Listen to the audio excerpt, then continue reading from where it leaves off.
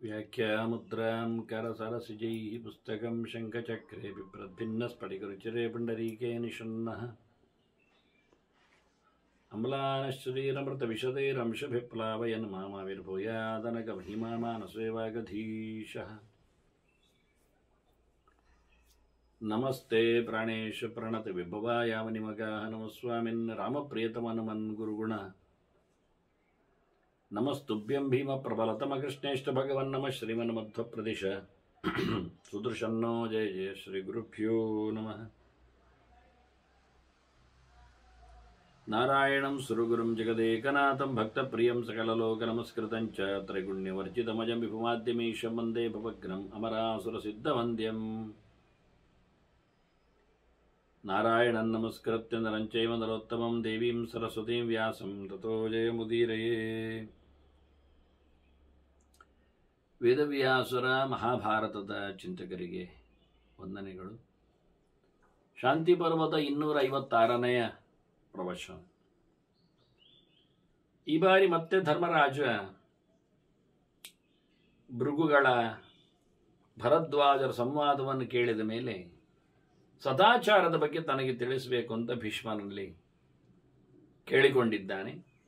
ಆಶ್ರಮ ಧರ್ಮಗಳ ಪರಿಚಯವನ್ನು ಕೇಳಿದಾಗ ಹಾಗಾಗಿ ಭೀಷ್ಮರು ಅನೇಕ ವಿಚಾರಗಳನ್ನೊಳಗೊಂಡಂತೆ ಸದಾಚಾರದ ಬಿಂದುಗಳನ್ನು ಉಲ್ಲೇಖ ಮಾಡುತ್ತಾರೆ. ಮುಖ್ಯವಾಗಿ ನಿತ್ಯದ ಆಚರಣೆಗಳ ಬಗ್ಗೆ ಹೆಚ್ಚು ಒತ್ತು ಕೊಟ್ಟಿದ್ದರೂ ಅನೇಕ ಅಂಶಗಳ ಬಗ್ಗೆ ಸಾಧನೋಪಯೋಗಿಯಾಗಿ ನಮಗೆ ಅವರು ತಿಳಿ ಹೇಳಿದ್ದಾರೆ. ಹಾಗಾಗಿ ಯಾವುದನ್ನು ಸಹ ಬದಿಗಿಡುವಂತಿಲ್ಲ ಮತ್ತು ಯಾವುದಕ್ಕೂ ಆದ್ಯತೆ ಕಡಿಮೆ ಅಂತ ಹೇಳುವಾಗಿಲ್ಲ. ಸುಮಾರಾಗಿ ಕೆಲವು ಅಂಶಗಳನ್ನು ನಾವು ಮುಟ್ಟಬಹುದು, ಗಮನಿಸಬಹುದು, ಅಳವಡಿಸಿಕೊಳ್ಳಿಕ್ಕಂತೂ ಸಾಧ್ಯವೇ ಇದೆ. ಶೋಚಿಷ್ಕೇಶಂ ಅನಡ್ವಾಹಂ ದೇವಗೋಷ್ಠಂ ಚತುಷ್ಪಥಂ ಬ್ರಾಹ್ಮಣಂ ಧಾರ್ಮಿಕಂಚೈವ ನಿತ್ಯಂ ಕುರಿಯಾತ್ ಪ್ರದಕ್ಷಿಣಂ. ನಾವು ಹೋಗುವಾಗ ಎಡಗಡೆಯಿಂದ ಚಲಿಸಿ ಅಂತ, ಅಂದರೆ ಪ್ರದಕ್ಷಿಣೆಯಾಗಿ ಬರಬೇಕು ಅಂತ ಕ್ರಮ. ಆಂಟಿ ಕ್ಲಾಕ್ ವೈಸ್ ಬರಬಾರದು ಅಂತ. ಇದು ಒಂದು ಪ್ರಧಾನವಾದಂತಹ ನಿಯಮ ದೇವಸ್ಥಾನಗಳಲ್ಲಿ ನಾವು ನಡೆಸಿಕೊಡುತ್ತೇವೆ. ಪ್ರದಕ್ಷಿಣೆ ಒಂದು ದೃಷ್ಟಿಯಿಂದ ಅಶ್ವತ್ಥಕ್ಕೆ ಪ್ರದಕ್ಷಿಣೆ ಬನ್ನಿ, ಶನಿವಾರ ವಿಶೇಷವಾಗಿ ಅದರ ಸ್ಪರ್ಶ ಮಾಡಿಕೊಂಡು ಅಂತಾರೆ. ಇದರಿಂದ ಅನೇಕ ದೋಷಗಳು ನಿವೃತ್ತಿ ಆಗ್ತವೆ. ಒಂದು ದೃಷ್ಟಿಯಿಂದ ಗರ್ಭ ನಿಲ್ಲುವುದಿಲ್ಲ ಅಂತಾದರೆ, ಗರ್ಭಿಣಿ ಆಗುವುದೇ ಇಲ್ಲ ಅಂತಾದರೂ ಪ್ರಸೂತಿಗೆ ಸಂಬಂಧಪಟ್ಟಂತಿರತಕ್ಕ ದೋಷದ ನಿವೃತ್ತಿಯಿಂದಾಗಿ ಬಂಜೆಯು ಹಡೆಯುವಳು ಅನ್ನುವ ನೆಲೆಯಲ್ಲಿ ಇದನ್ನು ಉಲ್ಲೇಖ ಮಾಡ್ತಾರೆ. ಯಾಕೆಂದರೆ ಈ ಅಶ್ವತ್ಥದಲ್ಲಿ ನಿರಂತರವಾದಂತಹ ಒಂದು ಆಮ್ಲಜನಕ ಇದೆ, ಸಿಗ್ತದೆ, ಅದರಿಂದ ಅನುಕೂಲ ಆಗ್ತದೆ, ದೇಹಕ್ಕೆ ಸ್ವಚ್ಛತೆಗೆ ಕಾರಣ ಆಗ್ತದೆ ಅಂತ. ಇದಿಷ್ಟನ್ನೆಲ್ಲ ನಾವು ಒಂದು ವೈಜ್ಞಾನಿಕವಾದ ನಿಯಮದಲ್ಲಿ ಹೇಳಿಬಿಟ್ರೆ ಅವರೊಂದು ಪ್ರಶ್ನೆ ಕೇಳಿಬಿಡ್ತಾರೆ ಕೂಡಲೇ. ಅದಕ್ಕೆ ಅಶ್ವತ್ಥದ ಮರದ ಅಡಿಯಲ್ಲಿ ಕೂತ್ರಾಯ್ತಲ್ಲ, ಮಲಗಿದ್ರಾಯ್ತಲ್ಲ, ಅಲ್ಲೇ ಟಿಫಿನ್ ಮಾಡಿದ್ರಾಯ್ತಲ್ಲ, ಅದು ಅಂಗಳದಲ್ಲಿ ಒಂದು ಅಶ್ವತ್ಥ ಮರ ನೆಟ್ರಾಯ್ತಲ್ಲ ಮನೆಯಲ್ಲಿ. ಯಾವ ಮನೆಗೆ, ಯಾವ ಮಹಿಳೆಗೆ ಮಕ್ಕಳಿಲ್ಲ, ಮಕ್ಕಳಾಗುವುದಿಲ್ಲ ಅಂಥವರಿಗೆ ಒಂದು ಅಶ್ವತ್ಥ ಮರವನ್ನು ಅಥವಾ ಅಶ್ವತ್ಥ ಮರದ ಪಾರ್ಕನ್ನು ಅವರಿಗೆ ಹೇಳಿದ್ರಾಯ್ತಲ್ಲ ಅಂದರೆ ಅದು ಆಗಲಿಲ್ಲ. ಅದರಲ್ಲಿ ಶಾರೀರಿಕವಾದ ಒಂದು ಸ್ಪಂದನೆ, ಚಲನೆ ಬೇಕು. ಸರಿ, ಹಾಗಾದರೆ ಅಲ್ಲಿ ಓಡಾಡುವುದು, ಅಲ್ಲಿ ಬೇಕಾದರೆ ಶಟಲ್ ಕಾಕ್ ಆಡುವ, ಎಂತಾದ್ರು ಮಾಡುವ, ಅದಾಗಲಿಲ್ಲ. ಅದಕ್ಕೊಂದು ನಿಯಮಬದ್ಧವಾದಂತಹ ಒಂದು ಪದಚಲನೆ ಬೇಕು. ಹೌದು, ಅದಕ್ಕೆ ಪ್ರದಕ್ಷಿಣೆ ಯಾಕೆ, ಅಪ್ರದಕ್ಷಿಣೆ ಬರುವ ಪಿರಸುತ್ತು ಬಂದರೆ ಏನು ಅಂತ ಹೇಗೆ ಕೇಳಿಕೊಂಡು ಮಾಡ್ತಾರೆ. ಆದ್ದರಿಂದ ಇಲ್ಲಿ ಪ್ರಧಾನವಾದ ಇನ್ನೊಂದು ಅಂಶ,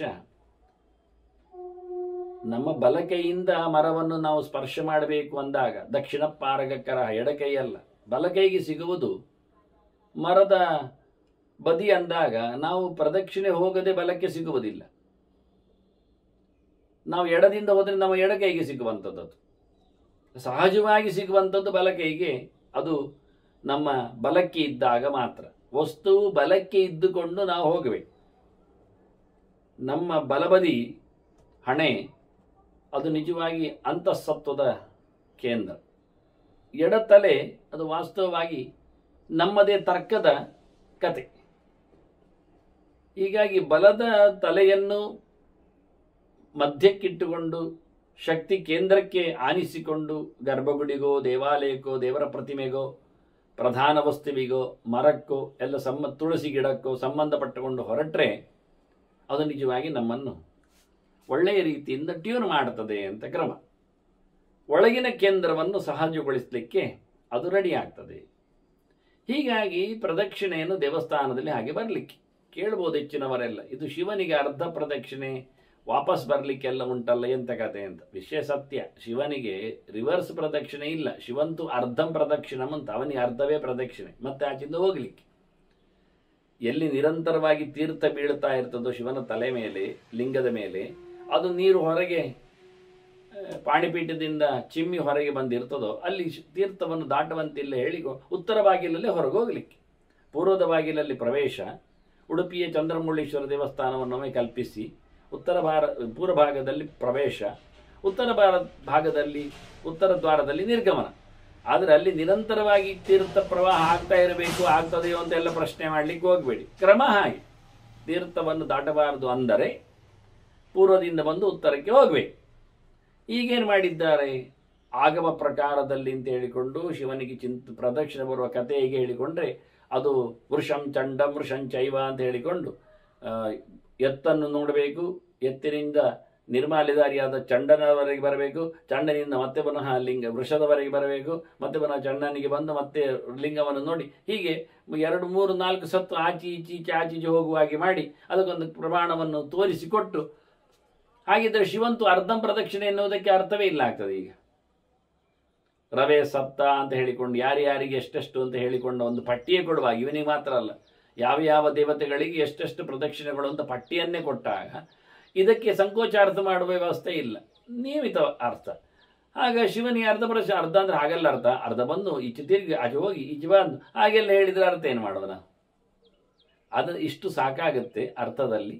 ಅದರ ಆಚೆಗೆ ಅಪ್ರದಕ್ಷಿಣೆ ಬಂದು ನಮ್ಮ ತಲೆಯನ್ನು ಮತ್ತೆ ವಾಪಸ್ಸು ತಿರುಗಿಸಿ ಮತ್ತೆ ಪುನಃ ಹೆಚ್ಚು ಕಡಿಮೆ ಮಾಡಿಕೊಳ್ಳುವುದಕ್ಕಿಂತ ಒಳ್ಳೆಯ ರೀತಿಯಿಂದ ಅನುಕೂಲ ಮಾಡಿಕೊಳ್ಳಿಕ್ಕಾಗತ್ತೆ. ಹೀಗಾಗಿ ಇದು ಕೇವಲ ದೇವಾಲಯಕ್ಕೆ, ದೇವರ ಬಿಂಬಗಳಿಗೆ, ಪ್ರತೀಕಗಳಿಗೆ ಮಾತ್ರ ಅಲ್ಲ, ಇದು ಕೆಲವು ಚರಪ್ರತೀಕಗಳಲ್ಲಿಯೂ ಅನುಕೂಲಕ್ಕೆ ಬರ್ತದೆ ಅನ್ನುವ ನೆಲೆಯಲ್ಲಿ ಇಲ್ಲಿ ಸೋಚಿಷ್ಕೇಶಂ ಅನಡ್ವಾಹಂ ಅಂತ ಹೇಳಿಕೊಳ್ತಾ, ಮೊದಲಿಗೆ ಅಗ್ನಿ. ಒಂದೊಮ್ಮೆ ಅಗ್ನಿಕುಂಡದಲ್ಲಿ ಅಗ್ನಿ ಉರಿತಾ ಇತ್ತು, ಅಗ್ನಿಪಾಸನೆ ಆಗಿ ಹೋಗಿದೆ, ಅಥವಾ ಯಾರೋ ಒಂದು ಅಗ್ನಿಯನ್ನು ಅಲ್ಲಿ ಮಾಡಿದ್ದಾರೆ, ಅದು ಒಲೆ ಊಟದ್ದೇ ಏನಿರಬೇಕಾದ್ರೆ ಇದ್ದರೆ ಅದಕ್ಕೆ ಅಪ್ರದಕ್ಷಿಣೆಯಾಗಿ ಹೋಗಿಬಿಡಿ, ಪ್ರದಕ್ಷಿಣೆಯಾಗಿ ಹೋಗಿ.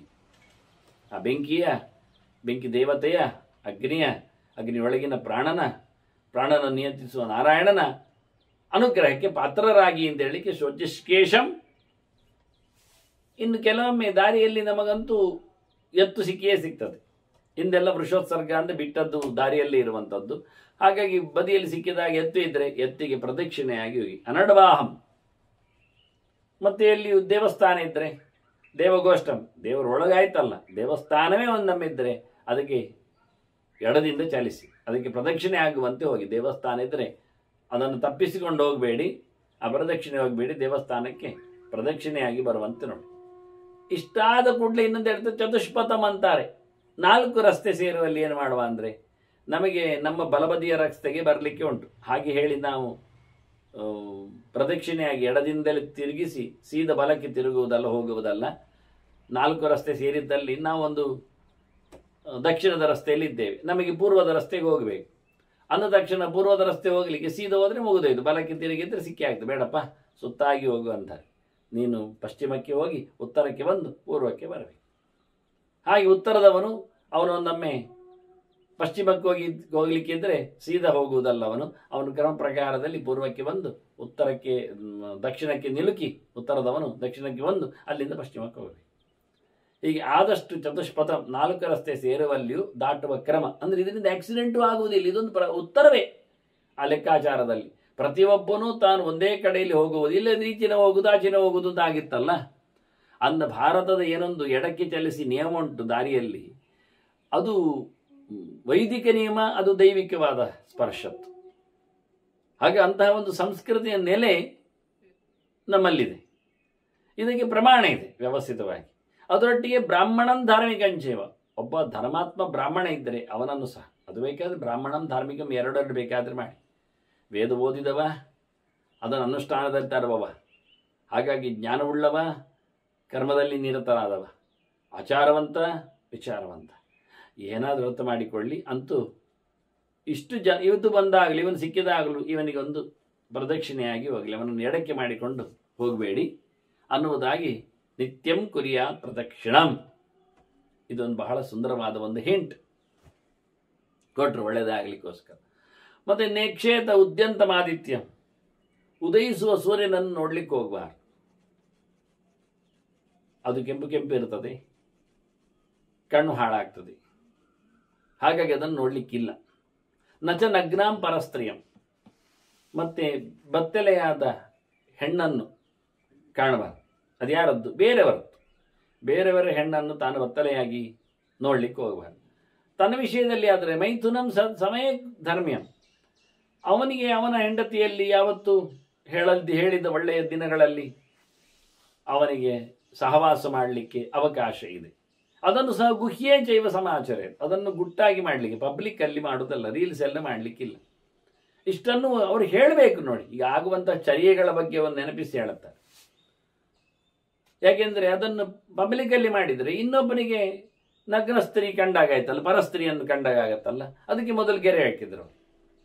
ಪರಸ್ತ್ರೀ ನಗ್ನತೆಯಲ್ಲಿದ್ದಾಗ ಕಾಣಲಿಕ್ಕಿಲ್ಲ, ಇವನಿಗೆ ಸಮಯದಲ್ಲಿ ಸಹವಾಸ ಮಾಡಲಿಕ್ಕೆ ಅವಕಾಶ ಇರುತ್ತದೆ ಅಂದಾಗ ನಗ್ನಳಾಗಿ ಹೋಗ್ತಾಳೆ, ಕಣ್ಲಿಕ್ಕೆ ಬೀಳ್ತದೆ ಹೇಳಿದ್ರೆ ಅದನ್ನು ಪಬ್ಲಿಕ್ಕಲ್ಲಿ ಮಾಡುವುದಲ್ಲ, ಅದು ಅತ್ಯಂತ ರಹಸ್ಯವಾಗಿ ಇರಬೇಕು ಅನ್ನುವುದನ್ನು ಉಲ್ಲೇಖ ಮಾಡಿತು. ಸಹಜವಾದ ಧರ್ಮಗಳ ಬಗ್ಗೆ ಹಿಂದೆಲ್ಲ ಆಶ್ರಮ ಧರ್ಮಗಳ ಬಗ್ಗೆ ಹೆಚ್ಚು ಮಾತು ಬಂದದ್ರಿಂದ ಅದರ ಭೃಗುಗಳು ಹೇಳದೆ ಉಳಿದಂಥ ಕೆಲವು ಹಿಂಟ್ಸ್ಗಳ ಬಗ್ಗೆ ಭೀಷ್ಮಾಚಾರ್ಯರು ಕೊಡ್ತಾ ಇದ್ದಾರೆ.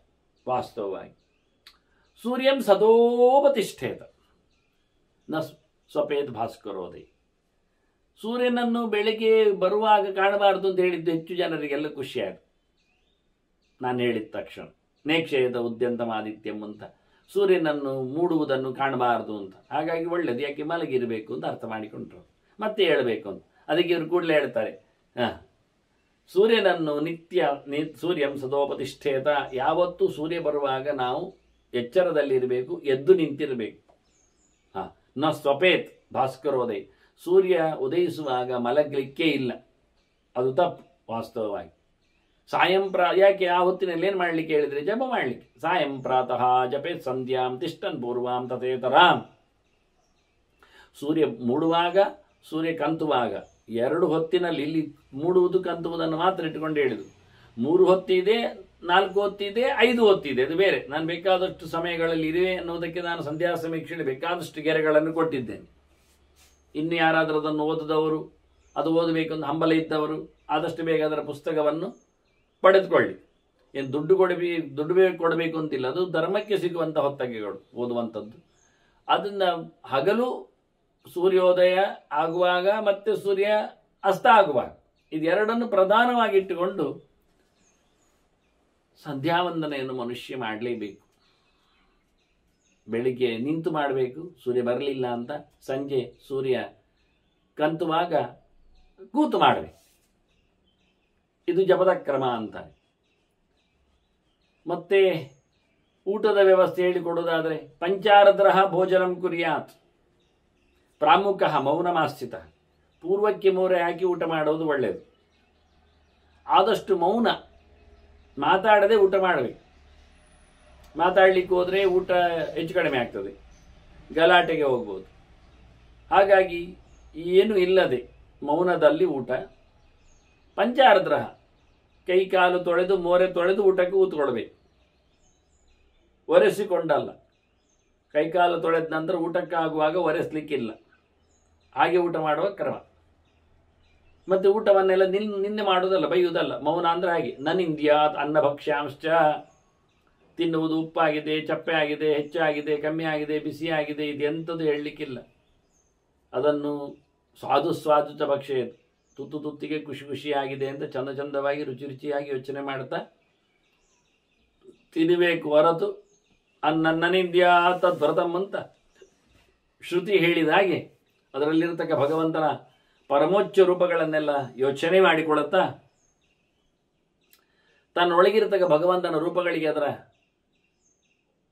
ಐಕ್ಯವನ್ನು ವ್ಯಪದೇಶದಲ್ಲಿ ಚಿಂತನೆಗೈಯುತ್ತಾ ತನ್ನ ಹೊಟ್ಟೆಯಲ್ಲಿರತಕ್ಕ ವೈಶ್ವಾನರನಿಗೆ ಇದು ಆಹುತಿಯನ್ನು ನೆಲೆಯಲ್ಲಿ ಸಮರ್ಪಣೆ ಮಾಡುತ್ತಾ ಅದರಲ್ಲಿರತಕ್ಕಂಥ ರುಚಿಗೆ ಕಾರಣನಾದ ಭಗವಂತನ ರೂಪ ವಿಶೇಷಗಳನ್ನೆಲ್ಲ ಅನುಸಂಧಾನದಲ್ಲಿ ತರ್ತಾ ಆ ರೂಪಕ್ಕೆ, ಆ ರಸಕ್ಕೆ ಕಾರಣನಾಗಿ ಹೇಗಿದ್ದಾನೆ ಆ ದ್ರವ್ಯಗಳಲ್ಲಿ ಅಂತ ಹೀಗೆ ಊಟ ಮಾಡಲಿಕ್ಕೆ ಉಂಟು ಅಂತ.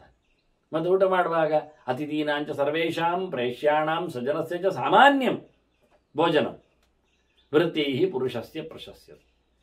ಊಟದಲ್ಲಿ ಅತಿಥಿಗಳಿಗೆ ಒಂದು ಬಗೆ, ಕೆಲಸದವರಿಗೆ ಒಂದು ರೀತಿ, ತನ್ನ ಬಂಧುಗಳಿಗೆ ಒಂದು ತರಹ, ಇವೆಲ್ಲ ಆಗಬಾರ್ದು. ಎಲ್ಲ ಬಗೆಯ ಅತಿಥಿಗಳಿಗೂ, ಆನಂತರ ತನ್ನ ಭೃತ್ಯದವರಿಗೂ, ಕೆಲಸದವರಿಗೂ, ತನ್ನವರಿಗೂ, ಬಂಧುಗಳಿಗೂ, ಇವರು ಯಾರಿಗೂ ಸಹ ಊಟದಲ್ಲಿ ವ್ಯತ್ಯಾಸ ಇಲ್ಲ, ಕಾಮನ್ ಊಟ. ಮತ್ತು ಇವನಿಗೆ ಕೆಲಸದವರ ಜೊತೆಯಲ್ಲಿ ಇವನಿಗೂ ಊಟ. ಆಚಾರ್ಯ ಮಧ್ವರು ಭೃತ್ಯಾತಿಥಿ ಪುರಸ್ಸರ ಅಂತಾರೆ. ಕೆಲಸದವರನ್ನು, ಅತಿಥಿಗಳನ್ನು ಮುಂದಿಟ್ಟುಕೊಂಡು ಅವರಿಗೆ ಊಟ ಬಡಿಸಿಕೊಂಡು ತಾನು ಊಟ ಮಾಡಲಿಕ್ಕೆ ಉಳಿದದ್ದು ಆ ಬಳಿಕ ಕ್ರಮ. ಸಾಯಂಪ್ರಾತನ ಮನುಷ್ಯಾಣ ಅಶನಂ ವೇದ ನಿರ್ಮಿತ. ನಿಜವಾಗಿ ಎಷ್ಟು ಊಟ ಮಾಡಲಿಕ್ಕೆ ಉಂಟು? 2 ಊಟ ಮಾಡಲಿಕ್ಕೆ ಉಂಟು, ಮಧ್ಯಾಹ್ನ ಮತ್ತೆ ರಾತ್ರಿ. ಬೆಳಿಗ್ಗೆ ಜಪ ಮಾಡಿಕೊಳ್ಳುತ್ತಾನೆ, ಮತ್ತೊಂದಿಷ್ಟು ಪೂಜೆಗೋಸ್ಕರ ಬೇಕಾದಂಥ ದ್ರವ್ಯಗಳನ್ನು ಸಂಪಾದನೆ ಮಾಡಿ ಕಾಡಿನಿಂದ ಎಲ್ಲ ತರ್ತಾನೆ.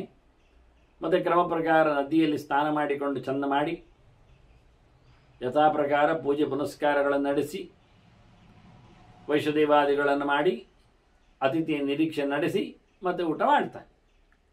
ಆನಂತರ ಪಾಠ ಪ್ರವಚನಗಳಲ್ಲಿ ರತನಾಗಿ ಸಂಜೆ ಜಪ ಮುಗಿಸಿ ರಾತ್ರಿ ಪೂಜೆಯನ್ನು ಮಾಡಿ ಊಟ ಮಾಡ್ತಾನೆ. ಅಲ್ಲಿ ಆಯಿತು 2 ಹೊತ್ತಿನ ಊಟದ ಲೆಕ್ಕಾಚಾರ ಕ್ರಮ ಮನುಷ್ಯನಿಗೆ. ಇದು ವೇದದಲ್ಲಿ ಹೇಳಿದ್ದಾರೆ. ಮಧ್ಯದಲ್ಲಿ ಏನು ತಿನ್ನಲಿಕ್ಕಿಲ್ಲ, ಏನು ಮಾಡಲಿಕ್ಕಿಲ್ಲ. ನಾಂತರ ಭೋಜನಂ ದೃಷ್ಟಂ, ತಿನ್ನುವುದಾಗಲಿ ಕುಡಿಯುವುದಾಗಲಿ ನಡುವೆಂಥದ್ದು ಕಾಣುವುದಿಲ್ಲ. ಇದಕ್ಕೆ ಉಪವಾಸಿ ತಥಾ ಭವೇದ್, ಇದಕ್ಕೆ ಉಪವಾಸಿ ಅಂತ ಕರೀತಾರೆ. ನಿತ್ಯೋಪವಾಸದ ಲಕ್ಷಣ ಕೇಳಿದರೆ ಮಧ್ಯಾಹ್ನ ಊಟ, ರಾತ್ರಿ ಊಟ, ಮತ್ತೇನು ಮಧ್ಯದಲ್ಲಿ ಇಲ್ಲ, ಮತ್ತೇನು ತಗೊಳ್ಳಿಕ್ಕಿಲ್ಲ. ಮಾತ್ರೆ ಪದಾರ್ಥಗಳಿದ್ದರೂ ಅದು ಊಟದ ಮತ್ತಿನಲ್ಲೇ ಇರುವಂಥದ್ದು ವ್ಯವಸ್ಥೆ. ಹೀಗೆ ಮಾಡ್ತಾ ಬಂದಾಗ ದಿನತ್ರಯಕ್ಕೆ ಬಂದಾಗ ಏಕಾದಶಿ ಉಪವಾಸದ ಫಲ ಬರಬೇಕಾದ ಫಲ ಪ್ರೇಪ್ಸು ತ್ಯಜೇದ್ ಭುಕ್ತ ಚತುಷ್ಟಯಂ ಅಂದು. ಏಕಾದಶಿ ಎನ್ನುವುದು ಅದು ಕೇವಲ ಏಕಾದಶಿ ಒಂದು ದಿನದ ಧರ್ಮ ಅಲ್ಲ, ಅದು ದಿನತ್ರಯ ಧರ್ಮ. ಇದನ್ನು ಗೆರೆ ಅರ್ಥ ಮಾಡಿಕೊಂಡವರಿಗೆ ಅರ್ಥ ಆಗ್ತದೆ. ನಿತ್ಯೋಪವಾಸದ ಲಕ್ಷಣ ಏನು ಕೇಳಿದರೆ ದಿನಕ್ಕೆ 2 ಊಟ ಮಾಡುವುದು. ಹಾಗೆ ಮಾಡ್ತಾ ಬಂದಾಗ ದಶಮಿಗೆ ಬಂದಾಗ 2 ಊಟ ಮಾಡಲಿಕ್ಕಿಲ್ಲ. ದಶಮಿಯಲ್ಲಿ ಮಧ್ಯಾಹ್ನ 1 ಊಟ ಮಾತ್ರ ಮಾಡಲಿಕ್ಕೆ, ಮತ್ತೆ ರಾತ್ರಿ ಇಲ್ಲ, ಏನು ತಿನ್ನಲಿಕ್ಕಿಲ್ಲ. ಏಕಾದಶಿ 2 ಊಟ ಮಾಡಲಿಕ್ಕಿಲ್ಲ. ಅಲ್ಲಿಗೆ ದಶಮಿಯ 1 ಊಟ ಬಿಟ್ಟ ರಾತ್ರಿದ್ದು, ಏಕಾದಶಿಯ 2 ಊಟ ಬಿಟ್ಟ ವೇದ ಹೇಳಿದ ಹಾಗೆ. ದ್ವಾದಶಿಯಂದು ಬೆಳಿಗ್ಗೆ ಪಾರಣವನ್ನು ಮಾಡಲಿಕ್ಕೆ, ಊಟ ಮಾಡಲಿಕ್ಕೆ. ಆವತ್ತು ಮಧ್ಯಾಹ್ನ ಅಲ್ಲ, ಬೆಳಿಗ್ಗೆ ಪಾರಣ. ದ್ವಾದಶಿ ತಿಥಿ ಮುಗಿಯುವ ಮುಂಚೆ ಪಾರಣ ಅಂದರೆ ಕೆಲವರಿಗೆ ಸೂರ್ಯ ಉದಯ ಆಗುವಾಗಲೇ ತಿನ್ನಬೇಕು ಅಂತ, ಹಾಗ ಅರ್ಥ ಇಲ್ಲ. ಸೂರ್ಯೋದಯ ಆಗಿ 1 ಗಂಟೆ ನಂತರ ತಿನ್ನಲಿಕ್ಕೆ ಕ್ರಮ ನಿಜವಾಗಿ. ಅದರಲ್ಲಿಯೂ ದ್ವಾದಶಿ ಮುಗಿಬಾರದು ಎನ್ನುವುದು ಇನ್ನೊಂದು ಮುಖ. ಹಾಗಾಗಿ ದ್ವಾದಶಿ ಸೂರ್ಯೋದಯ ಆಗಿ 2, 3, 4 ಗಂಟೆ ಇದ್ದರೆ ಏನು ಗಡಿಬಿಡಿ ಮಾಡಲಿಕ್ಕಿಲ್ಲ. ದ್ವಾದಶಿ ತಿಥಿ ಉಲ್ಲಂಘನೆ ಆಗಬಾರ್ದು, ಬೆಳಿಗ್ಗೆ ತಪ್ಪಬಾರದು. ಮತ್ತು ಸಾಧನ ದ್ವಾದಶಿ ಆದರೆ, ಕಮ್ಮಿ ದ್ವಾದಶಿ ಇದ್ದರೆ ಸೂರ್ಯೋದಯದ ಹೊತ್ತಿನಲ್ಲಿ ಊಟ ಮಾಡೋದರಲ್ಲಿ ಅಭ್ಯಂತರ ಇಲ್ಲ. ಮತ್ತು ಸೂರ್ಯೋದಯಕ್ಕಿಂತ ಮುಂಚೆ ಊಟ ಮಾಡುವುದು ಯಾವ ಅರ್ಥದಲ್ಲಿಯೂ ಇಲ್ಲ. ಹೀಗೆ ದ್ವಾದಶಿಯಂದು ಬೆಳಿಗ್ಗೆ ಊಟ ಮಾಡಿದರೆ ಮತ್ತೆ ರಾತ್ರಿ ಊಟ ಇಲ್ಲ, ಹಾಗೆ 1 ಊಟ ಹೋಯ್ತು. ಹೀಗೆ ಒಟ್ಟು 4 ಊಟ ಹೋಯ್ತು. ಏಕಾದಶಿ 2 ಊಟ ಇಲ್ಲ, ದಶಮಿ ದ್ವಾದಶಿ 2 ಊಟ ಇಲ್ಲ ರಾತ್ರಿದ್ದು. ಹೀಗೆ ಏಕಾದಶಿ ಉಪವಾಸ ಮಾಡಿದರ ಫಲ ಬರಬೇಕು ಅಂತಾದರೆ ತ್ಯಜೇತ್ ಭುಕ್ತ ತತ್ವಷ್ಟಯಂ ಅಂತ 4 ಊಟ ಬಿಡಬೇಕು ಹೇಳಿದ್ದಾರೆ. ಇಂಥ ಸಂದರ್ಭಗಳಲ್ಲಿ ದಶಮಿ ಮತ್ತೆ ದ್ವಾದಶಿಯಂದು ಶ್ರಾದ್ದ ಮಾಡುವುದು ಹೇಗೆ? ತಿಥಿ ಆದರೆ ದಶಮಿಯಂದು ತಿಥಿ ಆಗಿದ್ದರೆ ಶ್ರಾದ್ದ ಮಾಡಲಿಕ್ಕೆ ಹೋದರೆ ಕುತಪಕಾಲ ಬರಬೇಕು. ಕುತಪಕಾಲ ಬರೋದು ಅಂದರೆ ಮಧ್ಯಾಹ್ನದ ನಂತರದ ಸಮಯ. ಮಧ್ಯಾಹ್ನ ನಂತರ ಸಮಯದಲ್ಲಿ ಊಟ ಮಾಡುವ ಅವಕಾಶವೇ ಇಲ್ಲ. ಅಲ್ಲಿ ಮಧ್ಯಾಹ್ನ ಊಟಕ್ಕೆ ಹೇಳಿತ್ತು. ದಶಮಿಗೆ ಒಂದು ವಿಶೇಷವಾಗಿ ಮತ್ತೆ ಹೇಳ್ತಾರೆ, ಒಂದೂಟ ದಶಮಿ ಅಂತಾದರೂ ಏಕಾದಶಿ ಮಾಡುವವನಿಗೆ ಹೇಳುವಾಗ ಹೇಳ್ತಾರೆ, ಒಂದೂಟ ದಶಮಿಯಲ್ಲಿಂತಾದರೂ ತ್ಯಜೇದ್ಭುಕ್ತ ಚತುಷ್ಟಯ ಮೇಳುವವನಿಗೆ 4 ಊಟ ಬಿಡಬೇಕು ಹೇಳಿದರೆ ಒಂದೂಟ ದಶಮಿಯಲ್ಲಿ ಆದರೂ ಹೇಗೆ ದ್ವಾದಶಿಯಲ್ಲಿ ಪಾರಣ ಅಂತೇಳಿ ಪ್ರಾತರೇವ ಹಿ ಪಾರಣಂ ಏನು ಶಬ್ದ ಇದೆ ಏಕಾದಶಿಯ ನಂತರದಲ್ಲಿ ಸರ್ವೇಶ ಉಪವಾಸಾನಾಂ ಅಂತ, ಹಾಗೆ ದಶಮಿಯಲ್ಲಿ ಸಹ ಊಟ ಎನ್ನುವುದು ಒಂದು ಎನ್ನುವುದು ಅದು ಮಧ್ಯಾಹ್ನವೇ ಅಂತ ವಾಕ್ಯ. ಸಂಜೆ ಮಾಡಲಿಕ್ಕಿಲ್ಲ, ತಡ ಮಾಡಲಿಕ್ಕಿಲ್ಲ. ಏಕಾದಶಿಗೆ ಉಪವಾಸಕ್ಕೆ ಅನುಕೂಲ ಆಗ್ತದೆ ಎನ್ನುವ ನೆಲೆಯಲ್ಲಿ ಮಾಡಿಕೊಂಡಾಗ ಆಗ್ತದೆ ಹೇಳಿ ಅದನ್ನು ವಿರೋಧಿಸಿದ್ದಾರೆ. ಹೀಗಾಗಿ ಬ್ರೇಕ್ ಎನ್ನುವುದು ನಮಗೆ ಹೆಚ್ಚು ಹೊತ್ತಿನಲ್ಲಿ ಬೇಕು. ಇದು ಹೊತ್ತು ಗೊತ್ತಿದ್ದವರಿಗೆ ಮಾತ್ರ ಅರ್ಥ ಆಗ್ತದೆ. ಧರ್ಮಶಾಸ್ತ್ರ ಓದಿಕೊಳ್ಳದ ದಡ್ಡ ಪಂಡತೆ ಇದರಿಂದ ಏನು ಗೊತ್ತಾಗುವುದಿಲ್ಲ. ಯಾಕೆಂದರೆ ಆಶೋಚ ವಿಧಾನ ಹೇಳುವಾಗ ಕೆಲವರಿಗೆ ಪಕ್ಷಿಣಿ ಆಶೋಚ ಅಂತ ಹೇಳ್ತಾರೆ. ಅಂದರೆ ಏನರ್ಥ, ಹೇಗೆ ಅರ್ಥ ಆಗ್ತದೆ ಹೇಳಿದರೆ, ಹಿಂದಿನ ದಿನ ಸಂಜೆ ಒಂದೊಮ್ಮೆ ಸತ್ತರೆ ಆ ದಿನ ಒಂದು ಹೊತ್ತಾಯಿತು, ಮರುದಿನ ಹಗಲು ಮತ್ತೆ ರಾತ್ರಿ, ಅಲ್ಲಿಗೆ 1:30 ಆಯ್ತು ಅವನಿಗೆ. ಇನ್ನು ಆ ನಂತರದ ದಿನದಲ್ಲಿ ಅವನಿಗೆ ಶೌಚ.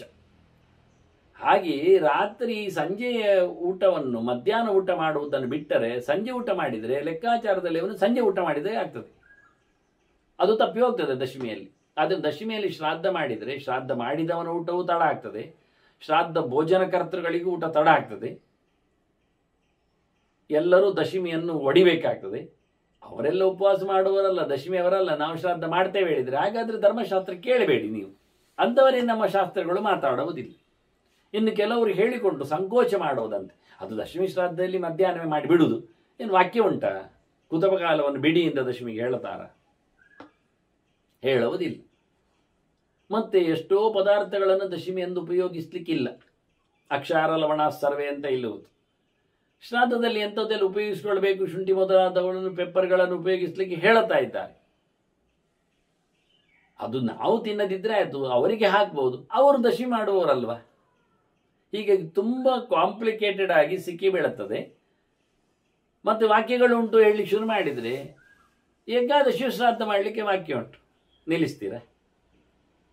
ಹೇಳುವವರಿಗೆ ಅದೇ ಗೆರೆಯಲ್ಲಿ ಮುಂದಕ್ಕೆ ಏಕಾದಶಿ ಶ್ರಾದ್ದ ಮಾಡಲಿಕ್ಕೆ ಬರ್ತದೆ. ನಿತ್ಯ ಶ್ರಾದ್ದ ಇದ್ದ ಹಾಗೆ ತಿಥಿ ಶ್ರಾದ್ದ ಬಂದಾಗ ದಶಮಿ ಸತ್ತವನಿಗೆ ದಶಮಿ ಶ್ರಾದ್ದ ಅಂತ, ಏಕಾದಶಿ ಸತ್ತವನಿಗೆ ಏಕಾದಶಿ ಶ್ರಾದ್ದ ಮಾಡಲಿಕ್ಕೆ ಹೇಳ್ತಾರೆ, ಮಾಡುವವರು ಇದ್ದಾರೆ.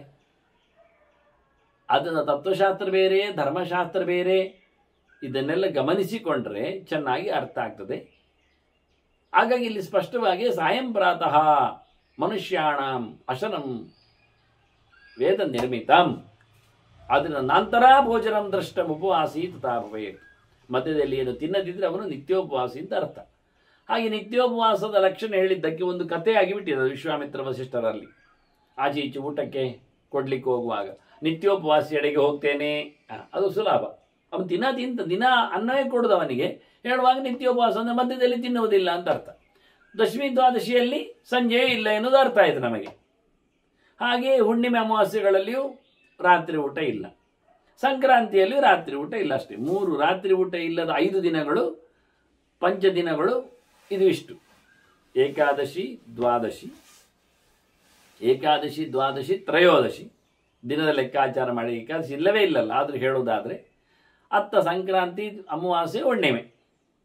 ತಿಂಗಳಲ್ಲಿ ಹೇಳುವುದಾದರೆ 2 ಏಕಾದಶಿ ಬರ್ತದೆ, 2 ದ್ವಾದಶಿ ಬರ್ತದೆ, 2 ದಶಮಿ ಬರ್ತದೆ, ಸಂಕ್ರಾಂತಿ ಒಂದೇ ಬರ್ತದೆ, ಅಮಾವಾಸ್ಯೆ ಹುಣ್ಣಿಮೆ ಒಂದೊಂದೇ ಬರ್ತದೆ ಒಂದು ತಿಂಗಳಲ್ಲಿ ನೋಡುವುದಾದರೆ. ಇಷ್ಟು ದಿನಗಳಲ್ಲಿ ರಾತ್ರಿ ಊಟ ಇಲ್ಲ ಉಪವಾಸ ಲಕ್ಷಣದವರಿಗೆ. ಉಪವಾಸ ಲಕ್ಷಣ ಹೇಳಿದಾಗ ಇನ್ನೊಂದು ಬಂತು, ಹೋಮಕಾಲೇ ತಥಾ ಜುಕ್ವನ್ ಋತುಕಾಲೇ ತಥಾ ವ್ರಜನ್ ಅನನ್ಯ ಸ್ತ್ರೀ ಜನ ಪ್ರಾಜ್ಞ ಬ್ರಹ್ಮಚಾರಿ ತಥಾ ಭವೇತ್ ಅಂತ. ಇತ್ತ ಕಡೆ ನಿತ್ಯ ಬ್ರಹ್ಮಚಾರಿಯಡೆಗೆ ಹೋಗ್ತೇನೆ ಅಂತ ಹೇಳುವುದು, ದಾರಿ ಬಿಡುವುದು ನೀರು. ಅತ್ತ ಕಡೆ ನಿತ್ಯ ಉಪವಾಸಿಯರಿಗೆ ಹೋಗ್ತೇನೆ ಹೇಳುವುದು, ದಾರಿ ಬಿಡುವುದು ನೀರು. ಇದೇನು ಕತೆ ಕೇಳಿದ್ರೆ ಹೀಗೆ. ನಿತ್ಯೋಪವಾಸಿ ಕೇಳಿದರೆ ಮಧ್ಯದಲ್ಲಿ ತಿನ್ನುವುದಿಲ್ಲವ ಅಂತ ಅರ್ಥ. ನಿತ್ಯ ಬ್ರಹ್ಮಚಾರಿ ಹೇಳಿದರೆ ಅವನ ಹೆಂಡತಿಯಲ್ಲಿ ಮಾತ್ರ ಅವನು ವ್ರತನಾಗ್ತಾನೆ, ಅದು ಕಾಲದಲ್ಲಿ ಮಾತ್ರ. ಮತ್ತು ಇನ್ಯಾವ ಸ್ತ್ರೀಯನ್ನು ಸಹ ಅವನು ತನ್ನ ಪ್ರೀತಿಯ ಸೊತ್ತುವಾಗಿ ನೋಡುವುದಿಲ್ಲ. ಅಷ್ಟೇ ಅಲ್ಲದೆ ಅವನು ಕ್ರಮಬದ್ಧವಾಗಿ ಅವಳ ಜೊತೆಯಲ್ಲಿದ್ದುಕೊಂಡು ಹೋಮಕಾಲದಲ್ಲಿ ಅಗ್ನಿಹೋತ್ರಾದಿಗಳನ್ನು ನಡೆಸ್ತಾ ಇದ್ದಾನೆ. ಸಹಧರ್ಮಿಣಿಯಾದವಳು ಇರಬೇಕಾದ ಯಾಕೆ ಕೇಳಿದರೆ ಅಡುಗೆ ಮಾಡಿ ಹಾಕ್ತಾಳೆ, ಉರುಟಾಗಿ ದೋಸೆ ಹಾಕಿ ಊರು ಸುತ್ತುತ್ತಾಳೆ ಎನ್ನುವ ಅರ್ಥದಲ್ಲಿ ಅಲ್ಲ. ಅವಳನ್ನು ಅಗ್ನಿಹೋತ್ರದಲ್ಲಿ ತೊಡಗಿಸಿಕೊಳ್ಳಿಕ್ಕೋಸ್ಕರ ಅವರು ಅಗ್ನಿ ರಕ್ಷಣೆಯಲ್ಲಿ, ಅಗ್ನಿಹೋತ್ರದ ವ್ಯವಸ್ಥೆಯಲ್ಲಿ ಇರಬೇಕಾದ್ದು. ಹಾಗಾಗಿ ಇಂಥವರಿಗೆ ನಾವು ನಿತ್ಯ ಬ್ರಹ್ಮಚಾರಿ ಅಂತ ಕರಿತೇವೆ ಅಂತ ಇದನ್ನು ನೆನಪಿಸಿಕೊಂಡಾಗ ಹೇಳಿಬಿಟ್ರು ವಾಸ್ತವವಾಗಿ.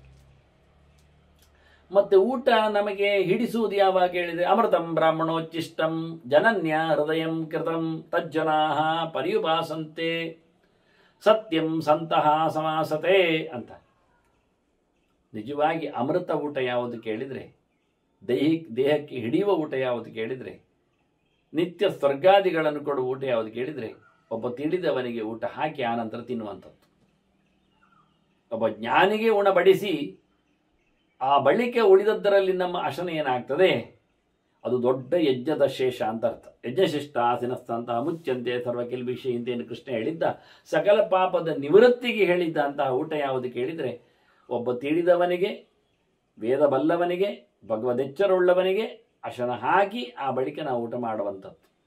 ಅದೆಷ್ಟು ಒಳ್ಳೆಯದು ಕೇಳಿದರೆ, ಅದು ಅತ್ಯಂತ ಹಿತವಾದದ್ದು. ಇಡೀ ವೇದದ ಶ್ರುತಿಯ ಅಭಿಮಾನಿನಿ ಆದವಳು, ವೇದ ಜನನಿ, ಜಗಜ್ಜನನಿ ಮಹಾಲಕ್ಷ್ಮಿಗೆ ಭಾರಿ ಪ್ರಿಯವಾದಂಥ ವಿಷಯ. ಯಾಕೆಂದರೆ ಅವಳೇ ವೇದಗಳಿಗೆ ಅಭಿಮಾನಿ ಇದ್ದಾಳೆ. ಅವಳ ವಿಷಯವನ್ನೇ ವಿದ್ಯೆಯನ್ನು ಓದಿಕೊಂಡವರು ನಮಗೆ ಇಷ್ಟ ಆದರು.